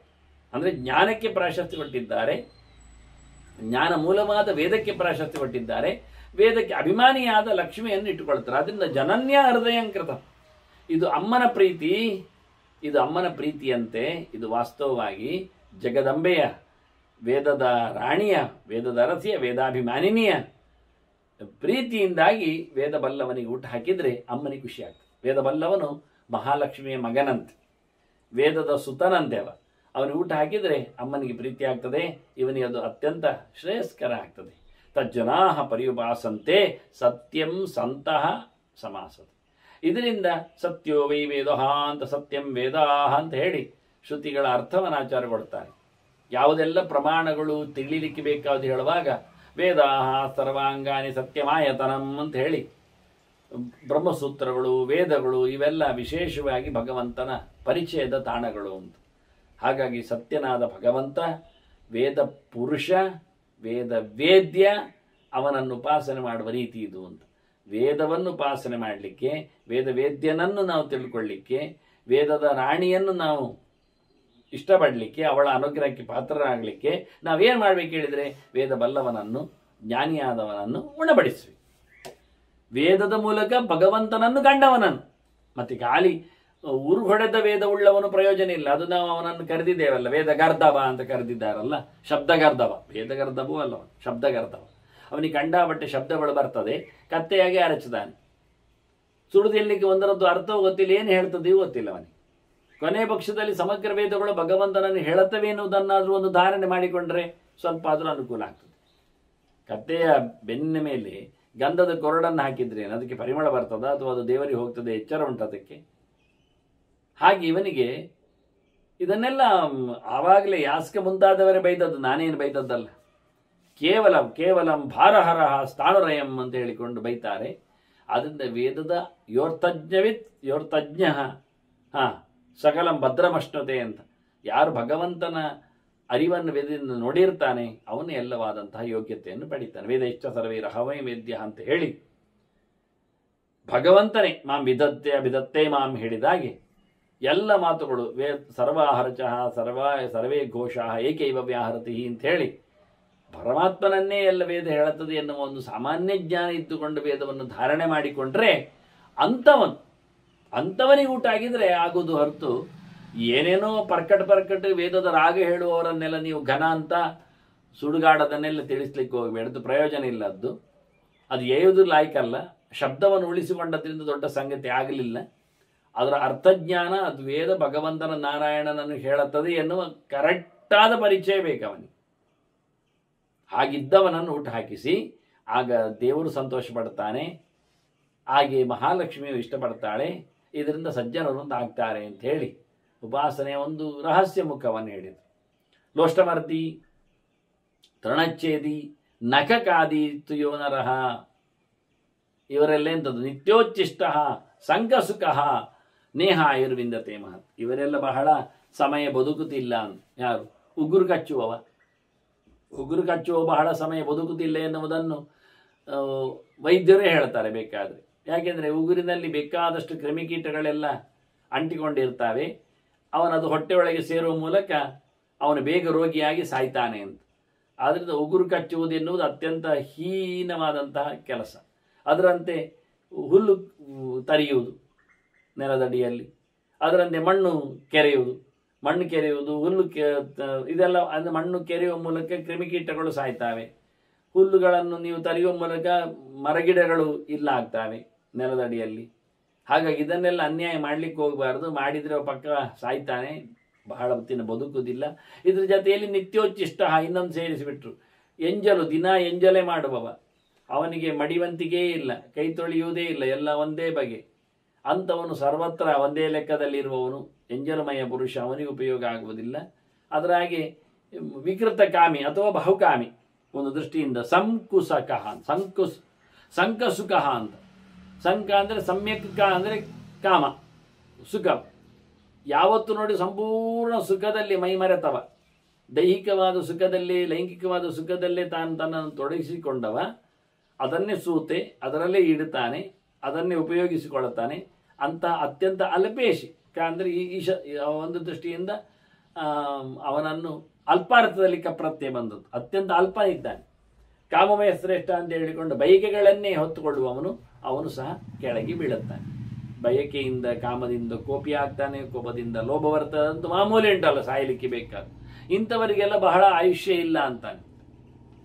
ಮತ್ತೆ ಇನ್ನೊಂದು ಹೇಳುವಾಗ, ಕೆಲವರು ಮಾಂಸ ತಿನ್ನುವುದು ಬಿಟ್ಟಿರ್ತಾರೆ, ನಿಯಮ ಮಾಡಿಕೊಳ್ತಾರೆ. ಅಂಥವರು ಯಜ್ಞಕರ್ಮಗಳಲ್ಲಿ ಮತ್ತೆ ಪ್ರಯೋಗ ಮಾಡಿದರೆ ಆಗ ಬಂದಾಗ ಮಾಂಸವನ್ನು ತಿನ್ನಲಿಕ್ಕೆ ಬರ್ತದೆ ಅಂತ. ಯಜುಷಾ ಸಂಸ್ಕೃತ ಮಾಂಸ, ಹೋಮಕ್ಕಾಗುವಾಗ ಅಧ್ವರಿಯು ಕೂತು ವ್ಯವಸ್ಥೆ ಮಾಡೋದು, ಸಂಸ್ಕಾರ ಮಾಡುವುದು. ಆಗ ಅಂಥ ಸಂದರ್ಭದಲ್ಲಿ ನಿವೃತ್ತ ಮಾಂಸಭಕ್ಷಣಾದ್ನ ಭಕ್ಷಯೇತ್ ವೃಥಾ ಮಾಂಸ, ಅಂಥವನ್ನು ಯಜ್ಞದಲ್ಲಿ ಬಂದು ಸೇರಿದಾಗ ಮಾಂಸವನ್ನು ತಿನ್ಬಹುದು ಹೊರತು ವ್ಯರ್ಥವಾಗಿ ಮಾಂಸವನ್ನು ತಿನ್ನಲಿಕ್ಕಿಲ್ಲ. ಮಾಂಸ ಬಿಟ್ಟಿದ್ದೇನೆ ಅಂತ ನಿಯಮ ಮಾಡಿಕೊಂಡವ ಅವನು ವ್ಯರ್ಥವಾಗಿ ಮಾಂಸವನ್ನು ತಿನ್ನಲಿಕ್ಕಿಲ್ಲ. ಹೋಮದ ಪ್ರಸಾದವಾಗಿ ಸ್ವೀಕಾರ ಮಾಡಲಿಕ್ಕೆ ಬಂದಾಗ ಸ್ವೀಕಾರ ಮಾಡಲಿಕ್ಕೆ ಬರ್ತದೆ ಅಂತ ಹೇಳ್ತಾರೆ. ಅದರಲ್ಲಿ ಮಾಂಸ ಭಕ್ಷಕರಿಗೆ ಒಂದು ಕಿವಿ ಮಾತು, ಪೃಷ್ಠ ಮಾಂಸಂಚ ವರ್ಜಯೇದಂತ. ಯಾವಾಗಲೂ ಪ್ರಾಣಿಯ ಹಿಂಬದಿಯ ಮಾಂಸವನ್ನು ಬಿಡಬೇಕು ಅಂತ ಹೇಳ್ತಾರೆ. ಅದರ ಪೃಷ್ಠಭಾಗದಲ್ಲಿ ಅದರ ಮಲ ಇರ್ತದೆ. ಹಾಗಾಗಿ ಮಲಪ್ರಧಾನವಾದ ಭಾಗಗಳನ್ನೆಲ್ಲ ತಿನ್ನಲಿಕ್ಕೆ ಹೋಗ್ಲಿಕ್ಕಿಲ್ಲ. ಕಳೆದ ಬಾರಿ ವಿಶ್ವಾಮಿತ್ರನ ಕಥೆ ಹೇಳುವಾಗ ಅವನು ನಾಯಿಯ ಕೆಳಗಿನ ಭಾಗವನ್ನು ಹಿಡಿದಿದ್ದ. ಹಾಗಾಗಿ ಸವನಿಕೆ ಹೇಳಲಿಕ್ಕೆ ಹೋದ, ಅದರಲ್ಲಿ ಪೃಷ್ಠಭಾಗವನ್ನು ಹಿಡಿದಿದ್ದೀಯ, ಅದು ಜಘನ್ಯ, ಅದು ತಿನ್ನಬಾರದು ಅಂತ ಹೇಳಿದ. ನೆನಪಿರಬೇಕು ನಿಮಗೆ. ಹಾಗಾಗಿ ಇಲ್ಲಿ ಅದನ್ನು ಮತ್ತೆ ಒತ್ತು ಇಟ್ಟು ಆಪತ್ಕಾಲದಲ್ಲಿನ ಕಥೆ, ಅಪಧರ್ಮದಲ್ಲಿ ಬಂದ ಕಥೆ ಅದು ವಿಶ್ವಾಮಿತ್ರನದ್ದು ನಾಯಿ ಮಾಂಸದ ಕಥೆ. ಇಲ್ಲಿ ಮಾಂಸವನ್ನು ತಿನ್ನುವಾಗ ಹಿಂಬದಿಯ ಮಾಂಸವನ್ನು ತಿನ್ನುವಂತೆ ಇಲ್ಲ. ಮಾಂಸವನ್ನು ಬಿಟ್ಟವನಂತೂ ತಿನ್ನಬಾರದು. ಯಜ್ಞ ಪ್ರಕಾರದಲ್ಲಿ ಬಂದಾಗ ತಿನ್ನಬಹುದಷ್ಟೇ, ಸುಮ್ಮನೆ ತಿನ್ನಲಿಕ್ಕಿಲ್ಲ. ಬಾಯಿ ಚಾಪಲಕ್ಕೆ, ಊಟದ ಹೊತ್ತಿನಲ್ಲಿ, ಅತಿಥಿಯ ಸಂಸ್ಕಾರಗಳಲ್ಲಿ ಎಲ್ಲ ಆಗುವುದಿಲ್ಲ. ಯಜ್ಞಕ್ಕೆ ಬಲಿಯ ಕೊಟ್ಟಲ್ಲಿ ಮಾತ್ರವೇ, ಶ್ರಾದ್ದಾದಿಗಳಲ್ಲಿ ಬಲಿಯ ಹರಣ ಆಗುವುದಿಲ್ಲ. ಆದ್ರಿಂದ ಯಜುರ್ವೇದಿಯ ಅಧ್ವರಿಯೂ ಅದನ್ನಿಟ್ಟುಕೊಂಡು ಒಮ್ಮೆ ಕಡಿಲಿಕ್ಕೆ ಹೋದಲ್ಲಿ ಊಟ ಮಾಡಲಿಕ್ಕೆ ಬರ್ತದೆ ಎಂದು ಸ್ವಲ್ಪ ರಹಸ್ಯವಾದ ಮತ್ತು ಸೂಕ್ಷ್ಮವಾದ ಪ್ರಮೇಯವನ್ನು ಅವರು ಉಲ್ಲೇಖ ಮಾಡಿದರು. ಹಾಗಾಗಿ ಎಲ್ಲವೂ ಯಜ್ಞ ಅಂತ ಆಗುವಾಗ, ಹಾಗಾಗಿ ವೃಥಾ ಮಾಂಸ ತಿನ್ನುವ ಪ್ರಶ್ನೆ ಇಲ್ಲ ಅಂತ ಆಗ್ತದೆ ಅಂತ ಹೇಳಲಿಕ್ಕೋಸ್ಕರ ಯಾಜುಷವಾದ, ಅದರಲ್ಲಿಯೂ ಯಾಜುಷನಾದ ಅಧ್ವರ್ಯ ಮುಂತಾದವರು ನಿಂತು, ಯಜುರ್ವೇದಕ್ಕೆ ಸಂಬಂಧಪಟ್ಟವರು ನಿಂತು ಪಶು ವಿಶಸನಗಳನ್ನು ಮಾಡಿಕೊಂಡ ಯಾಗದಲ್ಲಿ ಮಾತ್ರವೇ ಮಾಂಸವನ್ನು ತಿನ್ನುವುದಿಲ್ಲ ಹೇಳುವವನಿಗೆ ಊಟ ಮಾಡುವ ಅಧಿಕಾರ, ಅಂದರೆ ಅದನ್ನು ಪ್ರಸಾದ ಸ್ವೀಕಾರ ಮಾಡುವ ಅಧಿಕಾರ ಇರ್ತದೆ, ಪರವಾಗಿಲ್ಲ ಅಂತ ಹೇಳಿ. ಈ ಔಷಧಕ್ಕೆ ಅಂದಾಗ ವ್ರತದ ಹೊತ್ತಿನಲ್ಲಿ, ವ್ರತ ನಿಯಮಗಳೆಲ್ಲ ಬೇಕಾದಷ್ಟು ನಾನು 33 ವ್ರತಗಳನ್ನು ಹೇಳುವಲ್ಲಿ ವ್ರತ ಸಮೀಕ್ಷೆಯಲ್ಲಿ ಹೇಳಿದ್ದೇನೆ. ನಿತ್ಯ ವ್ರತ ಮಾಡ್ತಾ ಇದ್ರು ಸಹ ಒಂದೊಮ್ಮೆ ಅವನಿಗೆ ಏನಾದರೂ ದೈಹಿಕವಾಗಿ ಕ್ಷಮತೆ ಕಮ್ಮಿ ಆಗ್ತದೆ, ಅಕ್ಷಮತೆ ಬರ್ತದೆ ಅಂದರೆ ಅವನು ಹಾಲು ಹಣ್ಣು ತಿನ್ನಲಿಕ್ಕೆ ಬರ್ತದೆ. ಹೇಗೋ ಹಾಗೆ ಮಾಂಸವನ್ನು ನಿವೃತ್ತಿ ಮಾಡಿದವ ಅವನು ಮಾಂಸ ತಿನ್ನಲಿಕ್ಕಿಲ್ಲವೇ? ಹೌದು. ಆದರೂ ಯಜ್ಞದ ಸಂದರ್ಭದಲ್ಲಿ, ಪ್ರತ್ಯಕ್ಷವಾಗಿ ಬಲಿಹರಣ ಮಾಡಿದ ಯಜ್ಞದ ಸಂದರ್ಭದಲ್ಲಿ ಅವನಿಗೆ ಅವಕಾಶ ಇದೆ. ಹೊರತುಪಡಿಸಿ ಶ್ರಾದ್ದದಲ್ಲಿ, ಇನ್ನು ಅತಿ ಸತ್ಕಾರದಲ್ಲಿ, ಇಂತಹ ಸಂದರ್ಭಗಳಲ್ಲೆಲ್ಲ ತಿನ್ನುವಾಗಿಲ್ಲ ಅನ್ನೋದು ಅರ್ಥ ಆಗ್ತದೆ. ಈ ದೃಷ್ಟಿಯಿಂದ ನೋಡಿಕೊಂಡಾಗ ಸ್ವದೇಶೇ ಪರದೇಶೇ ಅತಿಥಿಂ ನೋಪವಾಸೇತ್. ತಾನು ಊರಿನಲ್ಲಿದ್ದಾಗಲೂ ಅತಿ ಸತ್ಕಾರ ಮಾಡಬೇಕು. ತಾನು ಪರವೂರಿಗೆ ಹೋದಾಗಲೂ ಅಲ್ಲಿಯೂ ಸಹ ಅತಿಥಿಯನ್ನು ದೂರ ಮಾಡಲಿಕ್ಕಿಲ್ಲ. ಅಲ್ಲಿಯೂ ಬೇರೆ ಕಡೆಯಲ್ಲಿದ್ದಾಗಲೂ, ತಿರುಗಾಟಕ್ಕೆ ಹೋಗಿದ್ದಾಗ, ತೀರ್ಥಕ್ಷೇತ್ರ ಸಂಚಾರಕ್ಕೆ ಹೋದಾಗ, ಎಲ್ಲಿದ್ದರೂ ಸಹ ಅತಿ ಸತ್ಕಾರ ಮಾಡಲಿಕ್ಕುಂಟು. ವಾನಪ್ರಸ್ಥನಿಗೂ ಅತಿಥಿ ಧರ್ಮ ಉಂಟು ಅಂತಾರೆ. ಹಾಗಾಗಿ ಎಲ್ಲಿದ್ದರೂ ಅತಿಥಿಯನ್ನು ಹಿಂದೆ ಕಳಿಸ್ಲಿಕ್ಕಿಲ್ಲ. ವಾಸ್ತವವಾಗಿ ಕಾಮ್ಯಕರ್ಮ ಫಲಂ ಲಬ್ಧುವ ಗುರುಣ ಉಪಪಾದಯೇತ್. ಎಲ್ಲಿಯಾದರೂ ಮನುಷ್ಯ ನಿಜವಾಗಿ ಕಾಮ್ಯಕರ್ಮ ಮಾಡಲಿಕ್ಕಿಲ್ಲ. ಕಾಮ್ಯಾನಾಂ ಕರ್ಮಣಾನ್ಯಾಸಂ ಸನ್ಯಾಸಂ ಕವಯೋ ವಿದುಹು ಅಂತ ಕೃಷ್ಣ ಹೇಳುವಾಗ 3 ಪ್ರಕಾರದ ಕರ್ಮಗಳಿವೆ ನಮಗೆ ಮಾಡಲಿಕ್ಕೆ. ಒಂದು ನಿತ್ಯ ಕರ್ಮ, ಅದು ಬಿಡಲಿಕ್ಕೇ ಇಲ್ಲ. ಸಂಧ್ಯಾ ವಂದನಾದಿಗಳು, ಪಂಚಯಜ್ಞಗಳು ಎಲ್ಲ ನಿತ್ಯದಲ್ಲಿ ಸೇರುವವತನ್ನು, ಉಪವಾಸ ಏಕಾದಶಿ ಎಲ್ಲ ಬಿಡಲಿಕ್ಕೇ ಇಲ್ಲ. ಇನ್ನು ನೈಮಿತ್ತಿಕ ಅಂದರೆ ಏನಾದರೂ ಕಾರಣ ಹೇಳಿ ಬರುವಂಥದ್ದು. ಹಬ್ಬ ಹರಿದಿನಗಳು ಎಲ್ಲ ನೈಮಿತ್ತಿಕ, ಅದು ನಿಮಿತ್ತದಿಂದ ಬಂದಿದೆ. ನಿಮಿತ್ತದಿಂದ ಬಂದದ್ದನ್ನು ಮಾಡಬಹುದು, ಮಾಡದೇ ಇರಬಹುದು ಒಂದು ದೃಷ್ಟಿಯಿಂದ. ಹಾಗಾಗಿ ಒಂದೊಮ್ಮೆ ನಾಗಪಂಚಮಿ ಬಂತು, ಸುಬ್ರಹ್ಮಣ್ಯ ಷಷ್ಠಿ ಬಂತು, ರಾಮನವಮಿ ಬಂತು, ಮಾಡಿ ಬಿಡಿ. ಅದು ನಿತ್ಯ ಆಗುವುದಿಲ್ಲ. ಕೃಷ್ಣ ಜಯಂತಿ ವ್ರತ ನಿತ್ಯ, ರಾಮನವಮಿ ಅದು ನಿತ್ಯ ಏನಲ್ಲ ಈ ಕಾಲದಲ್ಲಿ. ಹಾಗಾಗಿ ಇದನ್ನು ಮಾಡಿದ್ರುಂಟು, ಮಾಡದಿದ್ರೂ ಉಂಟು. ಇನ್ನು ಕಾಮ್ಯ ಅಂದರೆ ನೀವೇ ಇಷ್ಟಪಟ್ಟು ಮಾಡುವಂಥದ್ದು ಏನನ್ನಾದರೂ. ಸತ್ಯನಾರಾಯಣ ವ್ರತ ಅದು ಕಾಮ್ಯ ಆಗ್ತದೆ. ಯಾವುದಾದರೂ ನೀವು ಬಯಕೆಯಿಂದ ಮಾಡುವುದಾಗಿದ್ದರೆ, ಏನನ್ನಾದರೂ ಹೋಮ ಹವನಗಳನ್ನು, ಪೂಜೆ ಪುನಸ್ಕಾರಗಳನ್ನು ನೀವು ಯಾವುದೋ ಒಂದು ಇಷ್ಟಕ್ಕೆ, ಬಯಕೆಗೆ ಒಂದು ಮಾಡುವುದಾಗಿದ್ದರೆ ಅದರಿಂದ ಏನು ಫಲ ಬರ್ತದೆ ಅದನ್ನು ಗುರುಗಳಿಗೆ ಸಮರ್ಪಿಸಬೇಕು. ನಾನು ಇಂತಹ ಒಂದು ಕಾಮ್ಯಕರ್ಮ ಮಾಡಿದೆ, ಅದರಲ್ಲಿ ಬಂದಿರತಕ್ಕ ಫಲ ಅದು ನಿಮಗೆ ಸಿಗಲಿ ಅಂತ ಹೇಳಿ ಗುರುಗಳಿಗೆ ಸಮರ್ಪಿಸಬೇಕು. ಕಾಮ್ಯ ಕರ್ಮವನ್ನೇ ಮಾಡಲಿಕ್ಕಿಲ್ಲ. ಒಂದೊಮ್ಮೆ ಕಾಮ್ಯಕರ್ಮ ಮಾಡಿದರೆ ಸ್ವರೂಪತಃ ಕಾಮ್ಯಕರ್ಮ ತ್ಯಾಗವನ್ನು ಕೃಷ್ಣ ಹೇಳಿದ. ಅದನ್ನು ಒಂದು ಮಾಡಿದರೆ ಅದನ್ನು ಗುರುಗಳಿಗೆ ಸಮರ್ಪಿಸಬೇಕು, ಅದರ ಫಲವನ್ನು, ಪುಣ್ಯ ವಿಶೇಷವನ್ನು. ಮತ್ತೆ ನೈಮಿತ್ತಿಕ ಕರ್ಮಗಳದ್ದು, ನಿಜವಾಗಿ ನೈಮಿತ್ತಿಕ ನಿತ್ಯ ಕರ್ಮಗಳದ್ದು ಫಲವನ್ನು ಅದನ್ನು ಅಪೇಕ್ಷೆ ಮಾಡಲಿಕ್ಕಿಲ್ಲ. ಅದನ್ನೇ ಕೃಷ್ಣ ಹೇಳಿದ್ದು, ಕರ್ಮ ಫಲತ್ಯಾಗಂ ಪ್ರಾಹು ತ್ಯಾಗಂ ಅಂತ. ಕರ್ಮ ಬಿಡುವುದಲ್ಲ, ಕರ್ಮ ಬಿಡುವುದು ಕಾಮ್ಯಕರ್ಮ. ನಿತ್ಯ ನೈಮಿತ್ತಿಕ ಕರ್ಮಗಳನ್ನು ಬಿಡುವುದಲ್ಲ, ಮಾಡುವುದು. ಮಾಡಿ ಅದರ ಫಲವನ್ನು ಬಿಡುವುದು. ಕಾಮ್ಯಕರ್ಮವನ್ನು ಮಾಡಿದರೆ ಫಲವನ್ನು ಗುರುಗಳಿಗೆ ಕೊಡಲಿಕ್ಕೆ, ಇದರದ್ದು ಫಲವನ್ನೇ ಅಪೇಕ್ಷೆ ಮಾಡಲಿಕ್ಕಿಲ್ಲ ವಾಸ್ತವವಾಗಿ. ಹೀಗೆ ಗುರು ಸೇವೆ ಕತೆ. ಹಾಗೆಯೇ ಗುರುಣಾಂ ಆಸನಂ ದೇಯಂ ಕರ್ತವ್ಯಂಚ ಅಭಿವಾದನಂ. ಅವರಿಗೆ ಬರುವಾಗ ಕೂತ್ಕೊಳ್ಳಿಕ್ಕೆ ಅವಕಾಶ ಕೊಡಬೇಕು, ಮಾಡಿ ನಮಸ್ಕಾರ ಮಾಡಬೇಕು ಅವರಿಗೆ. ತಾನೇ ಕೂತ್ಕೊಂಡಿರುವುದಲ್ಲ. ಗುರುನ ಅಭ್ಯರ್ಚ್ಯ ಯುಜ್ಯೇತ ಆಯುಷ ಯಶಶಾಸ್ತ್ರೀಯ. ಗುರುಗಳಿಗೆ ನಮಸ್ಕಾರ ಮಾಡಬೇಕು. ಎಷ್ಟು ಕೇಳಿದರೆ ಗುರುಗಳನ್ನು ಸಂತೋಷಗೊಳಿಸಬೇಕು, ಅವರನ್ನು ಎಷ್ಟು ನಮಸ್ಕಾರ ಮಾಡಿದ್ರೆ, ಅವರು ಒಂದು ನಮಸ್ಕಾರ ಮಾಡಿದರೆ ಆಯುಷ್ಮಾನ್ ಭವ ಅಂತಾರೆ. ಆದ್ದರಿಂದ ನಾವು ಆಯುಷ್ಯವಂತರಾಗಬೇಕು. ಅವರಿಂದ ನಮಗೆ ಆಯುಷ್ಯವನ್ನು ಪಡಿಬೇಕು ನಾವು, ಅನುಗ್ರಹ. ಆನಂತರ ಇನ್ನೂ ನಮಸ್ಕಾರ ಮಾಡಿದರೆ ಯಶಸ್ವಿ ಭವ ಅಂತಾರೆ. ನೀನು ಯಶಸ್ವಿ ಆಗು, ಕೀರ್ತಿಶಾಲಿ ಆಗು ಅಂತಾರೆ. ಹಾಗಾಗಿ ಅದಕ್ಕೋಸ್ಕರ ಅವರನ್ನು ನಾವು ಪ್ರೀತಿಸಬೇಕು, ನಮಿಸಬೇಕು. ಮತ್ತು ನಮಸ್ಕಾರ ಮಾಡಿದರೆ ಶ್ರೀಮಂತನಾಗು ಅಂತಾರೆ, ಒಳ್ಳೆಯವನಾಗುವಂತ, ಒಳ್ಳೆ ಸಂಪತ್ತೆಲ್ಲ ಬರಲಿ ಅಂತ. ಹಾಗಾಗಿ ಮಿನಿಮಮ್ ಗುರುಗಳಿಗೆ 3 ನಮಸ್ಕಾರವನ್ನಾದರೂ ಮಾಡಲೇಬೇಕು. ಹಾಗಾಗಿ ಅವರಿಂದ ನಾವು ಯೋಗ್ಯವಾದಂಥ ಅನುಗ್ರಹವನ್ನು ಪಡಿಬೇಕು. ಮತ್ತು ಯಾವಾಗ ಎಲ್ಲ ಕೇಳಿದರೆ ದರ್ಶನೇ ನಿತ್ಯಂ ಸುಖ ಪ್ರಶ್ನ ಉದಾರೆ. ಕಾಣುವಾಗ ಎಲ್ಲ ಮಾಡಿ, ಪ್ರತಿನಿತ್ಯವೂ ಹೇಗಿದ್ದೀರಿ ಕೇಳಿ, ಯಾರನ್ನು ಸಹ ಒಳ್ಳೆಯವರನ್ನೆಲ್ಲ, ಕೇವಲ ಗುರುಗಳು ಮಾತ್ರ ಅಲ್ಲ, ಹಿರಿಯರನ್ನು ಸಹ ಸಾಯಂ ಪ್ರಾತಶ್ಚ ವಿಪ್ರಾಣ ಪ್ರತಿಷ್ಠ ಅಭಿವಾದನ. ಬೆಳಿಗ್ಗೆ ಸಂಜೆ 2 ಹೊತ್ತು ಅವರಿಗೆ ನಮಸ್ಕಾರ ಮಾಡಲಿಕ್ಕುಂಟು. ಜಪವನ್ನು ನಿತ್ಯ ಮಾಡಿದ ತಕ್ಷಣ ಗುರುಗಳಿಗೆ ಸಮರ್ಪಣೆ ಮಾಡುವಾಗ ನಮಸ್ಕಾರ ಮಾಡಿಕೊಳ್ಳಲಿಕ್ಕೆ ಉಂಟು. ಅದನ್ನು 2 ಹೊತ್ತು ಜಪ, 2 ಹೊತ್ತು ನಮಸ್ಕಾರ.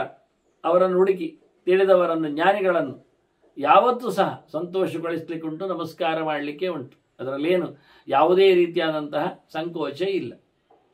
ಅದರೊಟ್ಟಿಗೆ ತೀರ್ಥಾನಾಂ ಹೃದಯಂ ತೀರ್ಥಂ ಶುಚೀನಾಂ ಹೃದಯಂ ಶುಚಿ ಸರ್ವಮಾರ್ಯಕೃತಂ ಧರ್ಮಂ ಬಾಲ ಸಂಸ್ಪರ್ಶನಾನಿ ಚ.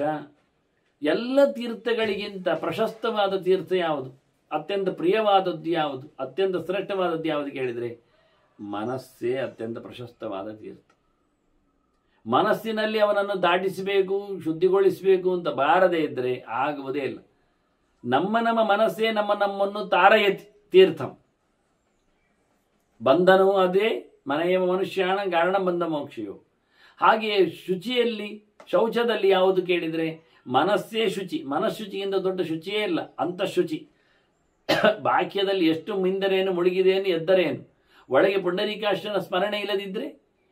ಆದರೆ ಅತ್ಯಂತ ಶುಚಿಗಳಲ್ಲಿ ಪವಿತ್ರವಾದ ಶುಚಿ ಯಾವುದು ಕೇಳಿದರೆ, ಪವಿತ್ರ ಕೇಳಿದರೆ ಮನಃಶುಚಿ. ಎಲ್ಲವೂ ದೊಡ್ಡವರು ಮಾಡಿದ್ದು ಧರ್ಮವೇ, ತಿಳಿದವರು ಮಾಡಿದ್ದು, ಜ್ಞಾನಿಗಳು ಮಾಡಿದ್ದು, ಶಾಸ್ತ್ರ ಬಲ್ಲವರು ಮಾಡಿದ್ದು. ಅವರು ತಪ್ಪು ಮಾಡುವುದಿಲ್ಲ ಆದರೆ ಅದು ಧರ್ಮವೇ. ಹಾಗೆ ಒಂದು ಸಣ್ಣ ಧರ್ಮವನ್ನು ಹೇಳ್ತಾರೆ, ಬಾಲ ಸಂಸ್ಪರ್ಶನಂ ಅಂತ, ದನದ ಬಾಲ ಮುಟ್ಟುವುದು. ಎಂತ ಏನು ಕೇಳಿದರು, ದೊಡ್ಡವರು ಮಾಡಿದ್ದಾರೆ. ಹೌದು, ಅಲ್ಲಿ ಮಹಾಲಕ್ಷ್ಮಿ ಇದ್ದಾಳಲ್ಲ, ಗೋಮೂತ್ರ ಗೋಮಯಗಳಿಗೆ ಸ್ಪರ್ಶ ಆಗ್ತದಲ್ಲದು ಯಾವಾಗಲೂ ಬಾಲ. ಹೀಗಾಗಿ ಬಾಲವನ್ನು ಮುಟ್ಟುವ ಮೂಲಕ ಗೋಮೂತ್ರ ಗೋಮಯದ ಸ್ಪರ್ಶ ಆದಂತೆ ಮಹಾಲಕ್ಷ್ಮಿಯ ಸನ್ನಿಧಾನಕ್ಕೆ ನಾವು ಪಾತ್ರರಾದದ್ದು. ಇದು ಧರ್ಮ ಮಾಡುವ ರೀತಿಯಾಗಿ ಎಂದು ಹೇಳೋದು. ದೇವಗೋಷ್ಠೆ ಗವಾ ಮಧ್ಯೆ ಬ್ರಾಹ್ಮಣಾನಾಂ ಕ್ರಿಯಾಪತೆ ಸ್ವಾಧ್ಯಾಯೇ ಭೋಜನೆ ಚೈವ ದಕ್ಷಿಣಂ ಪಾಣಿ ಮುದ್ಧರೇತ್. ಅದ್ಭುತವಾದಂಥ ಒಂದು ಹಿಂಟ್ ಹೇಳ್ತಾರೆ ಅವರು. ದೇವಸ್ಥಾನಗಳಲ್ಲಿ, ಗೋಶಾಲೆಯಲ್ಲಿ ತಿಳಿದವರು, ಜ್ಞಾನಿಗಳು, ಬ್ರಾಹ್ಮಣರು ಏನೋ ಒಂದು ಕೆಲಸವನ್ನು ಮಾಡುವ ಸಂದರ್ಭಗಳಲ್ಲಿ, ಅಧ್ಯಯನ ಓದುವ ಹೊತ್ತಿನಲ್ಲಿ, ಊಟದ ಸಮಯದಲ್ಲಿ ದಕ್ಷಿಣಂ ಪಾಣಿ ಮುದ್ಧರೇತ್, ಬಲಕೈಯನ್ನು ಎತ್ತಿಕೊಳ್ಳಬೇಕು. ಅಂದರೆ ಬಲಕೈಯನ್ನು ಎತ್ತುವುದು ಅಂದರೆ ಏನರ್ಥ? ಆಗ ವಾದರಾಜರು ಹೇಳ್ತಾರೆ, ಬಲಕೈಯನ್ನು ನೆಲಕ್ಕೆ ಮುಟ್ಟಿಸಿ ಆ ನೆಲದ ಮಣ್ಣನ್ನು ತಲೆಗೆ ಮುಟ್ಟಿಸಿಕೊಳ್ಬೇಕು ಅಂತ. ಇವತ್ತೇನು ಹೀಗೊಂದು ಮಾಡ್ತಾರಲ್ಲ, ಪಕ್ಕ ನೋಡಿದ ಯಾರಿಗಾದರೂ ಬಗ್ಗುವಾಗ, ಅದು ಬಲಕೈಯಲ್ಲಿ, ಎಡಕೈಯಲ್ಲಿ ಅಲ್ಲ. ವಾಸ್ತವವಾಗಿ ದೇವಸ್ಥಾನಕ್ಕೆ ಹೋದರೆ ಹೋಗುವ ಮುಂಚೆ, ದೇವಸ್ಥಾನದ ಒಳಗೆ ಹೋಗುವಾಗ ಅಲ್ಲಿ ನೆಲವನ್ನು ಮುಟ್ಟಿ ತಲೆಯನ್ನು ಮುಟ್ಟಿಕೊಳ್ಳಿಕ್ಕೆ. ಅಂದರೆ ಯಾರೋ ಬಂದು ಮೆಟ್ಟಿ ಹೋಗಿರ್ತಾರೆ, ಆ ಮಣ್ಣನ್ನು ಮಂಡೆಯಲ್ಲಿ ಮೆಟ್ಟಿಕೊಂಡಿದ್ದೇನೆ, ಇನ್ನು ನಾನು ಮೆಡ್ತಾ ಹೋಗ್ತೇನೆ, ಏನು ಮಾಡೋದು? ಮೊದಲು ಅದಕ್ಕೆ ನಾವು ಪ್ರಾಯಶ್ಚಿತ್ತ ಮಾಡಿಕೊಂಡು. ಈಗ ಮೈದಾನದಲ್ಲಿ ಆಡ್ಲಿಕ್ಕೆ ಹೋಗುವಾಗ ಮಾಡ್ತಾರೆ ನೋಡಿ, ನೀವು ನೋಡಿರ್ಬೋದು. ಕಬಡ್ಡಿ ಹೇಳುವ ಮುಂಚೆ, ಆಟದ ಮುಂಚೆ ಆ ಮೈದಾನವನ್ನು ಹೀಗೆ ಮುಟ್ಟಿ, ಕ್ರೇಸನ್ನು ಮುಟ್ಟಿ ತಲೆಗೆ ಮುಟ್ಟಿ ಮುಂದೆ, ಅಂದರೆ ಅದಕ್ಕೆ ತಾವು ಬಗ್ಗಿದ್ದೇವೆ, ರೆಸ್ಪೆಕ್ಟ್ ಕೊಡ್ತೇವೆ ಹೇಳಿದಾಗೆ. ರೆಸ್ಲಿಂಗ್ಸ್ ಅವರಾಗಿ ರೆಸ್ಲಿಂಗ್ ಮಾಡುವ ಮುಂಚೆ, ಕೋಟಿ ಒಳಗೆ ಹೋಗುವ ಮುಂಚೆ ಮಾಡ್ತಾರೆ. ಹಾಗೆ ಇಲ್ಲಿ ಹೇಳ್ತಾರೆ ಬಹಳ ಚಂದವಾಗಿ, ದೇವಗೋಷ್ಠೆ ಗವಾಂ ಮಧ್ಯೆ, ಅದರೊಟ್ಟಿಗೆ ಇನ್ನೊಂದು ಹೇಳ್ತಾರೆ ಬ್ರಾಹ್ಮಣನ ಕ್ರಿಯಾಪತಿ. ಏನೋ ಒಂದು ಕೆಲಸ ಮಾಡ್ತಾ ಇದ್ದಾರೆ ಸುಮಾರು ಜನ ಸೇರಿಕೊಂಡು, ಯಜ್ಞ ಆಗುವ ಮತ್ತೊಂದು ಇನ್ನೊಂದು, ಒಟ್ಟು ಅವರದ್ದು ಸಮಾವೇಶ. ಅಂತ ಸಮಾವೇಶ ಕಂಡ್ರೆ ಅಲ್ಲಿಗೆ ನೆಲ ಮುಟ್ಟಿ ತಲೆ ಬಗ್ಗಿಸುವ ಕ್ರಮ. ಅದರಂತೆ ಓದುವ ಮುಂಚೆ ನೆಲ ಮುಟ್ಟಿ ತಲೆಗೆ ಮುಟ್ಟಿಸಿಕೊಳ್ಳಲಿಕ್ಕೆ, ಊಟದಲ್ಲಿಯೂ ಸಹ ಹಾಗೆ ಮಾಡಲಿಕ್ಕೆ. ಊಟ ಆದ ನಂತರ ಎಲೆ ತೆಗೆಯುವಾಗಲ್ಲ, ಊಟದಲ್ಲಿ ಸಹ ನಿಜವಾಗಿ ಅನ್ನ ದೇವರಿಗೆ, ಪದಾರ್ಥಗಳಿಗೆ ಕೈ ಮುಗಿದು ತಲೆ ಬಗ್ಗಿಸಿ ಊಟ ಮಾಡಲಿಕ್ಕೆ. ಸಾಯಂ ಪ್ರಾತಶ್ಚ ವಿಪ್ರಾಣಾಂ ಪೂಜನಂಚ ಯಥಾವಿಧಿ. ತಿಳಿದವರನ್ನು ಹಗಲು ರಾತ್ರಿ 2 ಹೊತ್ತಿಗೂ ಸಹ ನಾವು ಗೌರವಿಸಬೇಕು, ಅವರಿಗೆ ನಮಸ್ಕಾರ ಮಾಡಬೇಕು. ಅವರೇನು ಹೇಳ್ತಾರೆ, ನಮ್ಮದು ಯಾರು ಮಾಡಲಿಕ್ಕೆ ಹೇಳಿದರೆ, ಯಾರೇ ಇರಲಿ, ಕ್ಷತ್ರಿಯ ಆಗಲಿ, ವೈಶ್ಯ ಆಗಲಿ, ಬ್ರಾಹ್ಮಣ ಆಗಲಿ, ಬ್ರಹ್ಮಚಾರಿ ಆಗಲಿ, ಗೃಹಸ್ಥ ಆಗಲಿ, ಯಾರೇ ಆಗಲಿ, ಅವರೆಲ್ಲರೂ ಸಹ ಹಗಲು ರಾತ್ರಿ ಒಳ್ಳೆಯವನನ್ನು ಕಂಡಾಗ ಕೈ ಮುಗಿಯುವುದು, ತಲೆ ಬಗ್ಗಿಸುವುದು ಮಾಡಲಿಕ್ಕೆ ಉಂಟು. ಮಾಡೋದ್ರಿಂದ ವ್ಯಾಪಾರಿ ಮಾಡಿದ್ರೆ ಏನಾಗ್ತದೆ, ಅವನೇನು ಹೇಳಬೇಕು, ಪಣ್ಯಾನಾಂ ಶೋಭನಂ ಪಣ್ಯಂ. ಒಬ್ಬ ವ್ಯಾಪಾರಿ, ಯಾರೋ ಒಬ್ಬ ಹೋದವ, ಒಳ್ಳೆವ, ತಿಳಿದವ, ಎಲ್ಲಿದ್ದ, ಅವನ ವ್ಯಾಪಾರಿ ಅವನಿಗೆ ತಲೆ ಬಗ್ಗಿಸಿದ ಅಂತ ಇಟ್ಕೊಳ್ಳುವ. ಆಗ ನಾವೇನು ಹೇಳಬೇಕು ಅವನಿಗೆ, ತಲೆ ಬಗ್ಗಿಸಿದ್ದಾಗ ಶೋಭನಂ ಪಣ್ಯಂ ಅಸ್ತು ಅಂತ ಹೇಳ್ಬೇಕು. ನಿನ್ನ ವ್ಯಾಪಾರ ಒಳ್ಳೆಯದಾಗಲಿ, ನಿನ್ನ ವ್ಯಾಪಾರದ ಸರಕುಗಳು ಒಳ್ಳೆಯದಾಗಲಿ ಅಂತ ಹೇಳ್ಬೇಕು ಅವನಿಗೆ. ಕೃಷಿಣ ಮೃತ್ಯತಾಂ ಕೃಷಿ. ಒಬ್ಬ ಗದ್ದೆ ಉಳುತ್ತಾ ಇದ್ದಾನೆ, ದಾರಿಯಲ್ಲಿ ನಾವು ಹೋಗುವಾಗ ಒಳ್ಳೆಯವರು ಸಿಕ್ಕಿದಾಗ ಕೈ ಮುಗಿದ, ಕಾಲಿಡಿದ, ಆಗ ಅವನಿಗೆ ಮೃತ್ಯತಾಂ ಕೃಷಿ, ನಿನ್ನ ಬೆಳೆ ಹೆಚ್ಚಾಗಲಿ ಮಾರಾಯ, ಒಳ್ಳೆ ಕೃಷಿ ಆಗಲಿ ಅಂತ ಹೇಳಬೇಕು. ಹಾಗೆ ಬಹುಕಾರಂಚ ಸಸ್ಯಾನಾಂ, ತೋಟದಲ್ಲಿ ಒಬ್ಬ ತೋಟ ಕೆಲಸ ಮಾಡ್ತಾ ಇದ್ದ, ತೋಟಗಾರಿಕೆ, ಅವನ ಕೈ ಮುಗಿದ, ಅವನ ನಮಸ್ಕಾರ ಮಾಡಿದ, ಅವನಿಗೆ ಬಹು ಸಸ್ಯ ಆಗಲಿ ಅಂತ ಹೇಳಬೇಕು. ಹೆಚ್ಚಾಗಲಿ ಗಿಡ ಮರಗಳು, ಅದರ ಬೆಳೆಗಳು ಅಂತ. ಹಾಗೆ ವಾಹ್ಯೇ ವಾಹಃ ಗವಾಂ ತತ, ದನದ ಗಾಡಿ ಬಿಡ್ತಾ ಹೋಗ್ತಿದ್ದ, ಎತ್ತುವನ್ನು ಹೇಳ್ಕೊಂಡು ಗಾಡಿಯವ, ಅವನ ಕೈ ಮುಗಿದ, ಇಳಿದ, ಕಾಲಿಡಿದ, ಅವನಿಗೆ ಒಳ್ಳೆ ದನ ವಾಹನ ಮಾಡಲಿ, ದನಕ್ಕೆ ಹಗುರವಾಗಲಿ, ವಾಹನ ಚೆನ್ನಾಗಿ ಇರಲಿ ಅಂತ. ಊಟದಲ್ಲಿ ಕೂತ, ಊಟ ಹಾಕಿದ, ಊಟ ಆಗ್ತಾ ಉಂಟು. ಊಟಕ್ಕೆ ಏನು ಹೇಳುದು? ಸಂಪನ್ನಂ ಭೋಜನೆ ನಿತ್ಯಂ. ಊಟ ಸ್ವಾಮಿ ತಮಗೆ ಆಗಲಿ, ಸುಸಂಪನ್ನಂ ಸಿಕ್ಕಿತು, ಒಳ್ಳೇದಾಯ್ತು. ಪಾನೀಯೇ ತರ್ಪಣ ತತ, ನೀರು ಕೊಟ್ಟ, ಕೈ ಮುಗಿದ, ಒಳ್ಳೆ ತೃಪ್ತಿ ಆಯಿತು, ಸಂತೋಷ ಆಯಿತು ಅನ್ನಬೇಕು. ಹಾಗೆ ಅವನು ಊಟ ಹಾಕಿದ, ಪಾಯಸ ಹಾಕಿದ, ಮುದ್ಗಾನ್ನ ಹಾಕಿದ, ಇನ್ನೇನು ಹರಿದ್ರಾನ್ನ ಹಾಕಿದ, ಗುಡಾನ್ನ ಹಾಕಿದ, ಕ್ಷೀರಾನ್ನೆಲ್ಲ ಬಿಟ್ಟ, ಅದಕ್ಕೆಲ್ಲ ಸುಶ್ರದಾಂ, ಒಳ್ಳೆ ಪಾಕ ಆಗಿದೆ ಮಾರೆ, ಒಳ್ಳೆ ಬೇಯಿಸಿದ್ದಿ, ಒಳ್ಳೆ ಚೆನ್ನಾಗಿ ಉಂಟು ಅಂತ ಹೇಳಬೇಕು. ಮಶ್ರಕರ್ಮಣಿ ಸಂಪ್ರಾಪ್ತೆ ಕ್ಷುತೆ ಸ್ನಾನೇತ ಭೋಜನೆ ವ್ಯಾಧಿತಾನಾಂಚ ಸರ್ವೇಶಾಂ ಆಯುಷ್ಯನ್ ಅಭಿನಂದನಂ. ಒಬ್ಬ ಹೇರ್ ಕಟ್ಟಿಂಗ್ ಮಾಡಿಕೊಂಡು ಬಂದ, ಸ್ನಾನ ಮಾಡಿ ಬಂದ, ಹಾಗೆ ಸಿಕ್ಕಿದ, ಅಯ್ಯೋ ಈಗ ಮಾಡಿದ್ದಷ್ಟೇ ಕೈ ಮುಗಿದ, ಹಾಗೆಲ್ಲ ಹೇಳಲಿಕ್ಕೆ ನಿನಗೆ ಆಯುಷ್ಯ ವೃದ್ಧಿ ಆಗಲಿ ಹೇಳಲಿಕ್ಕೆ. ಮತ್ತೆ ಅಕ್ಷಿ ಬಂತು, ಸೀನು ಬಂತು, ಆಗ ಅದಕ್ಕೇನು ಮಾಡುವ, ಆಯುಷ್ಯ ಹೆಚ್ಚೆ ಆಗಲಿ. ಆದ್ದರಿಂದ ಕೆಲವರು ಸೀನು ಮಾಡಿದ ತಕ್ಷಣ ನಾರಾಯಣ ನಾರಾಯಣ ಹರಿ ಹರಿ ಗೋವಿಂದ ಗೋವಿಂದ ಅಂತಾರೆ, ದೇವರ ನಾಮಸ್ಮರಣೆ ಮಾಡ್ತಾರೆ, ಮಾಡಲಿಕ್ಕೆ ಉಂಟು ಹೇಳ್ತಾರೆ ಇವರು. ಹಾಗೆ ಊಟದಲ್ಲಿಯೂ ಸಹ ಅವನಿಗೆ ಬಂದಾಗ ಒಳ್ಳೆಯದಾಗಲಿ, ಆಯುಷ್ಯ ವೃದ್ಧಿ ಆಗಲಿ. ರೋಗಿ ಒಬ್ಬ ಇದ್ದ, ನನಗೆ ಜ್ವರ ಬರ್ತಾ ಉಂಟು, ರೋಗ ಇದೆ ಹೇಳಿದರೆ ನಿನಗೆ ಆಯುಷ್ಯ ವೃದ್ಧಿ ಆಗಲಿ ಅಂತ ಹೇಳಿ. ಹೀಗೆ ಅವರನ್ನು ಸಂತೋಷಗೊಳಿಸುವ ರೀತಿ ಇತ್ತು. ಅವರವರನ್ನು ಯಾವ ಶಬ್ದಗಳಿಂದ ಸಂತೋಷಗೊಳಿಸಲಾಗಿ, ಎಲ್ಲಿ ಹೇಗೆ ಅಂತ ಹೀಗೆಲ್ಲ ಒಂದು ಕೆಲವು ಸಣ್ಣ ಸಣ್ಣ ವಿಚಾರಗಳನ್ನು ಸಹ ಆಚರಣೆ ಸದಾಚಾರದ ನಿಯಮದಲ್ಲಿ ಭೀಷ್ಮರು ಕೊಟ್ಟಿದ್ದಾರೆ. ಇನ್ನೂ ಅನೇಕ ಮಾತುಗಳನ್ನು ನಮ್ಮ ಮುಂದೆ ಅವರು ತಿಳಿಸಿಕೊಡ್ತಾರೆ. ಹೇಗಿರಬೇಕು ಮನುಷ್ಯನ ಬದುಕು ಎನ್ನುವುದರಲ್ಲಿ ಸ್ವಲ್ಪ ಖಡಕ್ಕಾಗಿ ಆದೇಶಗಳನ್ನು ನೀಡುತ್ತಾರೆ. ಅದನ್ನು ಮುಂದಿನ ಚಿಂತನೆಯಲ್ಲಿ ನಾವು ನೋಡುವ. ವಂದನೆಗಳೊಂದಿಗೆ ಶ್ರೀಕೃಷ್ಣ ಅರ್ಪಣಮಸ್ತು. ನಾರಾಯಣ ನಾರಾಯಣ ನಾರಾಯಣ.